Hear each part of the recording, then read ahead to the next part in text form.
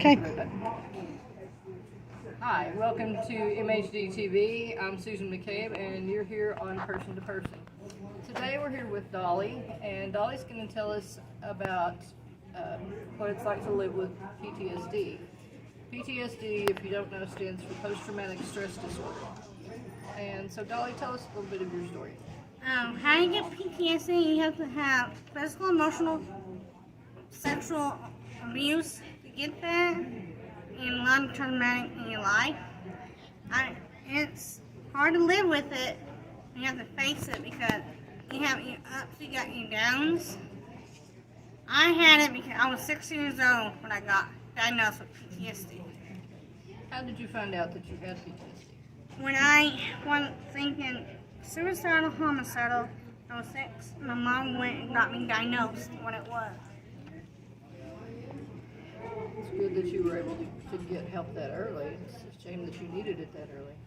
So, tell us what kind of symptoms that you have. Is it fear? Is it what is it? What does it look like for you? I'm sure it's different. Yeah, like different, like I get flashbacks a lot.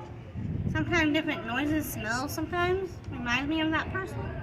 Like part of the time I had it happen to me.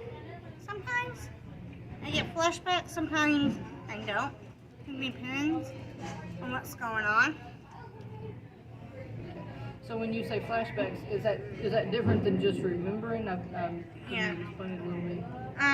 I can, with my flashbacks, I can sketch it out what day, what time, what location, what address I was at the time when I was doing it. So how has PTSD affected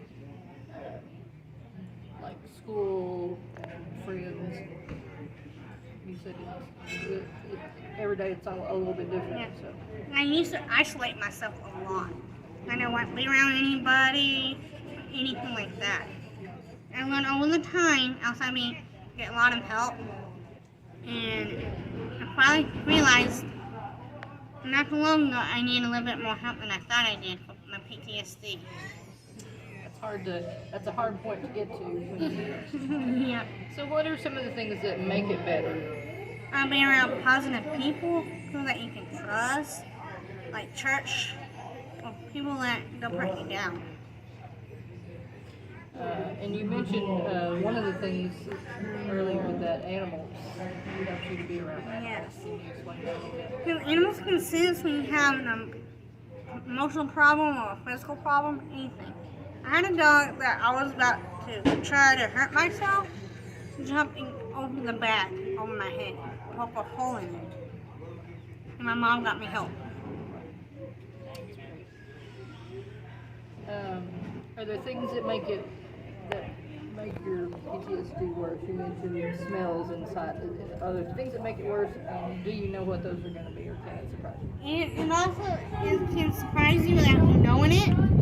Sometimes other people can remind you of that person.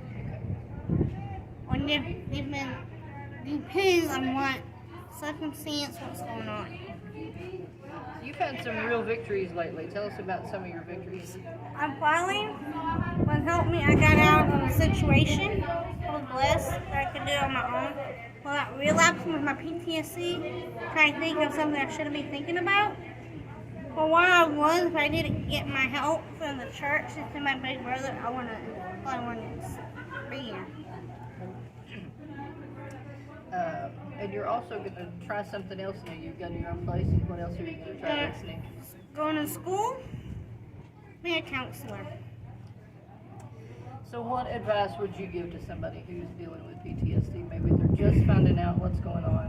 What advice would you give? Don't be afraid of getting help, and that's the best thing you can get is help for it before it gets too bad.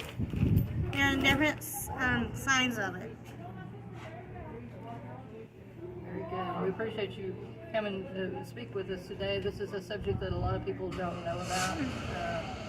I was mentioned to you earlier, I have had some PTSD, and I've learned a lot from you. So appreciate you having the courage to come and talk to us. We'll see you next time on Person to Person. Thank you.